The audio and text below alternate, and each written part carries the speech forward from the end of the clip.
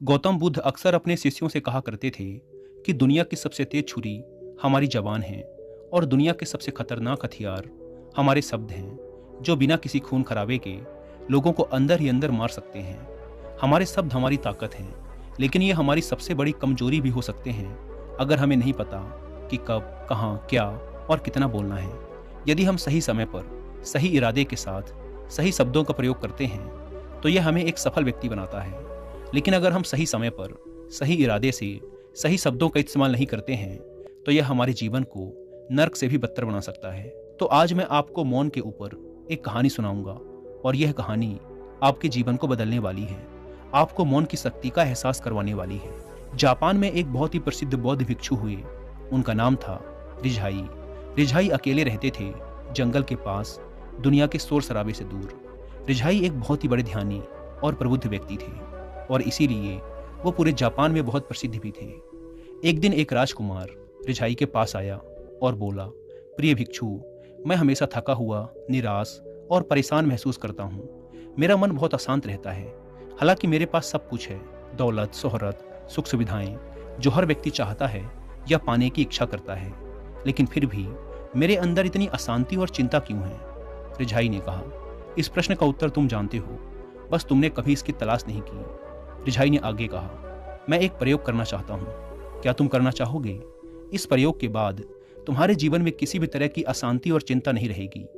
यह सब सुनकर राजकुमार बहुत हैरान हुआ। उसने रिझाई से कहा, बताइए मुझे करना क्या है?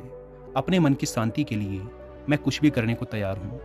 भिक्षु रिझाई ने एकदम शांत स्वर में उत्तर दिया, अगले 10 दिनों तक तुम मेरे आश्रम में रहोगे और एक सामान्य व्यक्ति की तरह अपना जीवन व्यतीत करोगे और इन 10 दिनों तक तुम एकांत में अकेले मौन बैठे रहोगे, जितना हो सके कम बोलोगे।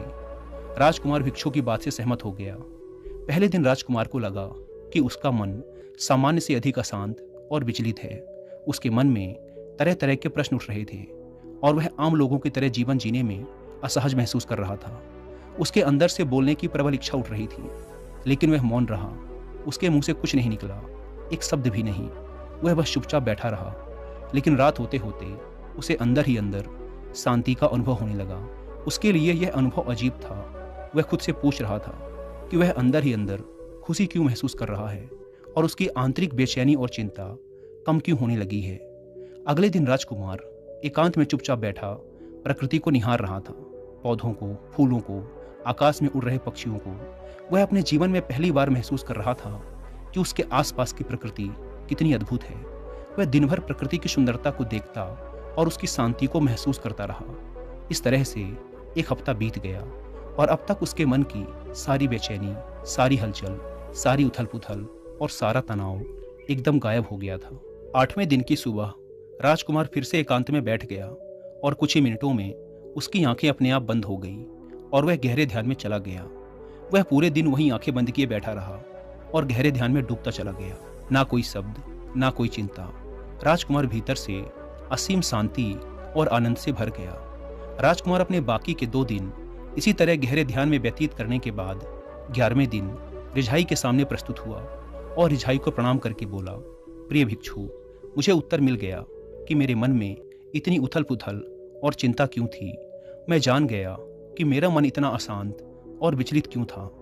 रिझाई ने मुस्कुराते हुए पूछा, बताओ क्या उत्तर मिला तुम्हें? राजकुमार ने कहा, मैं आवश्यकता से अधिक बातें करता था।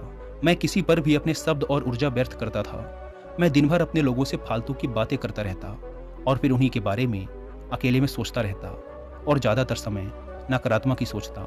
इस तरह मैं बस अपना समय बर्बाद कर रहा था। ज़्यादा बोलने और नकारात्मक सोचने की वजह से मेरा मन अशांत और बेचैन हो गया और इस वजह से मैं किसी भी चीज़ पर ठीक से काम नहीं कर पा रहा था, जिससे फिर मैं लगभग हर काम में असफल होने लगा और फिर इन लगातार मिलने वाली असफलताओं की वजह से मैं और भी उदास और चिड़चिड़ा हो गया और इसने मेरे जीवन को नष्ट कर दिया। लेकिन ये 10 दिन पूरी तरह से अलग थे। अब मुझे ऐसा लग रहा है कि मैं अपना जीवन पूरी तरह से जी रहा हूँ, लेकिन इससे पहले मैं अपना जीवन गलत तरीके से जी रहा था और मैंने यह भी सीखा कि हमें सिर्फ ध्यान करने की जरूरत नहीं है। ध्यान अपने आप होता है जब हम स्थिर, शांत और मौन होते हैं। ध्यान के पिछले कुछ दिनों के दौरान मैंने जो पहली चीज़ सीखी वो ये है कि मनुष्य के जीवन की सबसे महत्वपूर्ण घटना स्वयं को जानना है। यह सुनकर रिझाई ने कहा, सिर्फ तुम ही नहीं, दुनिया में ज़्यादातर लोग ज़रूरत से ज़्यादा बोलते हैं। आज भी लोग ज़्यादातर समय केवल एक दूसरे को नीचा दिखाने के लिए ही बोलते हैं। कुछ लोग ना चाहते हुए भी बातें करते हैं और अपना जीवन बर्बाद कर लेते हैं। एक बार गौतम बुद्ध से उनके शिष्यों ने पूछा, प्रिय बुद्ध, आप ज़्यादातर समय चुप क्यों रहते हैं? बुद्ध ने कहा, क्योंकि मौन में मैं अपने भीतर अनंत शांति की गहराइयों में होता हूँ। मौन अपने भीतर उतरने की पहली सीढ़ी है। मौन के बिना स्वयं को जानना असंभव है। स्वयं को जानने और समझने का पहला नियम है कि मौन हो जाओ। उतना ही बोलो जितना अत्यंत आवश्यक हो। जिसके बिना चल जाता हो उसे छोड़ दो, उसे मत बोलो, और तुम अचानक पाओगे कि 90% से ज़्यादा तो व्यर्थ का है। ना बोलते तो कोई नुकसान ना था, बोल के ही गलती कर दी। दुनिया की 90% मुसीबतें कम हो जाएं अगर लोग थोड़ा चुप रहें। झगड़े फसाद कम हो जाएं, उपद्रव कम हो जाएं, अदालतें कम हो जाएं अगर लोग थोड़ा चुप रहना सीख लें। संसार की बहुत सारी समस्याएं, बहुत सारा उपद्रव सिर्फ बोलने से पैदा होते हैं। सारी बात मौन सीखने की है। जब तुम नहीं बोलते तब तुम एकांत में अकेले हो गए, भरे बाजार में भीड़ में खड़े हो। नहीं बोलते हिमालय के शिखर में पहुंच गए। जिसने मौन की कला जान ली वो भीड़ में भी अकेले होने की कला जान लेता है। वो अपने भीतर ही डुबकी लगाने लगता है। एकांत में तो आदमी स्वर्ग में है। दूसरे की उपस्थिति ही बेचैनी पैदा करती है। पहले तो मौन को साधो।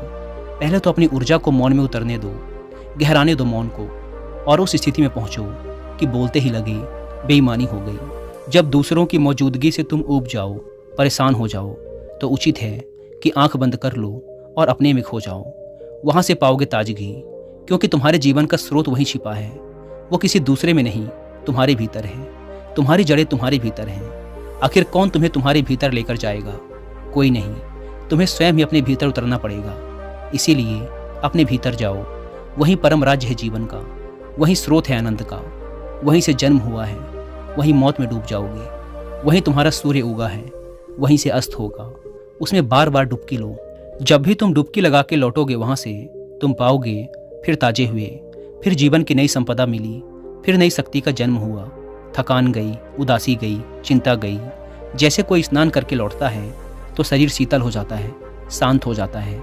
ऐसे ही जब कोई भीतर से होकर वापस आता है, मौन में स्नान करके लौटता है, तो समस्त अस्तित्व, समस्त व्यक्तित्व शांत और मौन हो जाता है, आनंदित हो जाता है। जब तुम आंतरिक मौन की उस पराकाष्ठा पर पहुंच जाओगे, तब तुम पाओगे कि बोलने से भी तुम्हारा मौन खंडित नहीं होता, वह बना ही रहता है। उसकी एक अंतर्धारा लगातार तुम्हारे भीतर बहती रहती है। तुम बोलते तो हो लेकिन अपने से छूटते नहीं। तुम शब्द का उपयोग भी करते हो, लेकिन वो तुम्हारे मौन को खंडित नहीं कर पाते। एक बार गहरे मौन में स्थिर हो जाओ, फिर तुम्हारी वाणी में भी सुगंध आ जाएगी। फिर तुम्हारी वाणी में भी एक विशालता आ जाएगी। तुम्हारा बोलना संगीतपूर्ण होगा, तुम्हारा बोलना सत्य होगा। तुम बोलोगे तो दूसरों पर भी शीतलता छा जाएगी। जैसे ही तुम अंदर से चुप होते हो, तुम इतने शक्तिशाली होने लगते हो कि समाज की निर्भरता तुम छोड़ने लगते हो, और तुम्हारे जीवन में एक मस्ती आती है जो केवल दीवानों के जीवन में होती है। तुम्हारे चेहरे पर एक नई रौनक आ जाती है। तुम्हारी आंखें किसी और ही ओज से भर जाती हैं और तुम अनंत शांति के समुद्र में डूबने लगते हो। इतना कहकर भिक्षु रिझाई ने अपनी बात खत्म की और वो मौन में चले गए। राजकुमार भी उनका धन्यवाद कर अपने महल वापस चला गया। दोस्तों, आपने भी अनुभव किया होगा कि बहुत ज़्यादा बात करने से दिमाग अशांत हो जाता है, जिससे हम अपने दिमाग पर नियंत्रण खो देते हैं और साथ ही अपना ध्यान भी खो देते हैं। जो लोग बहुत ज़्यादा बोलते हैं उनके पास किसी एक काम पर ध्यान केंद्रित करने की काबिलियत नहीं होती। वो अपने किसी भी लक्ष्य पर पूरी तरह से केंद्रित नहीं हो पाते, और अगर हम केंद्रित नहीं हैं तो जीवन की सच्चाई को समझ नहीं पाएंगे और ना ही कभी मनचाही सफलता हासिल कर पाएंगे। इसके अलावा भी आपने देखा होगा कि जो लोग अधिक बोलते हैं वो अक्सर लोगों के बीच हंसी का पात्र बन जाते हैं, और जो लोग कम बोलते हैं और अपनी बात पर कायम रहते हैं उन्हें लोगों से सम्मान मिलता है। लोग उनकी बातों को सुनते हैं और उन पर भरोसा भी करते हैं। जो लोग ज़रूरत से अधिक बोलते हैं और अपने विचारों के बारे में पक्के नहीं होते, उनका दिमाग अस्थिर और विचलित रहता है, शोर से भरा रहता है, और एक अशांत दिमाग वाला व्यक्ति जीवन में किसी भी चीज़ में सफल नहीं हो पाता, क्योंकि वह किसी भी काम में फोकस नहीं कर पाता। यदि किसी व्यक्ति को यह पता है कि उसे कब, कहाँ और क्या बोलना है, तो वह व्यक्ति सच में बहुत बुद्धिमान है, और ऐसा व्यक्ति जहाँ भी जाता है उसका व्यक्तित्व तो आकर्षण का केंद्र बन जाता है, और वह जो कुछ भी करता है उसमें सफल होता है। अगर हम किसी महान और सफल व्यक्ति के व्यक्तित्व को गहराई से देखें तो पाएंगे कि वो कम बोलते हैं और कम से कम शब्दों में अपनी बात खत्म कर देते हैं। वह बोलने से पहले वो चीज़ों और जिसके बारे में उसे बोलना है उनके बारे में गहराई से सोचते हैं। लेकिन जो लोग बहुत ज़्यादा बोलते हैं, बहुत बार वो झूठ भी बोलते हैं और अपनी बातों से दूसरों के मन और विचारों पर कचरा डालते रहते हैं। वो ज़्यादातर समय दूसरों की बुराई करते रहते हैं, इसीलिए उनके अपने भी उनसे नफरत करने लगते हैं और उनसे बचने की कोशिश करते हैं। हमारे भारतीय उपनिषदों में कहा गया है कि हमारे शब्द वास्तविक ब्रह्म शक्ति हैं। मौन से धैर्य आता है, धैर्य से ध्यान, और ध्यान से हम अपने जीवन के बारे में जागरूक हो जाते हैं। इसीलिए अगर हम ज़्यादा बात करते हैं तो हम मौन को खो देते हैं, जो मन की शांति का पहला स्तंभ है। दोस्तों, आज से हम भी मौन का अभ्यास करते हैं।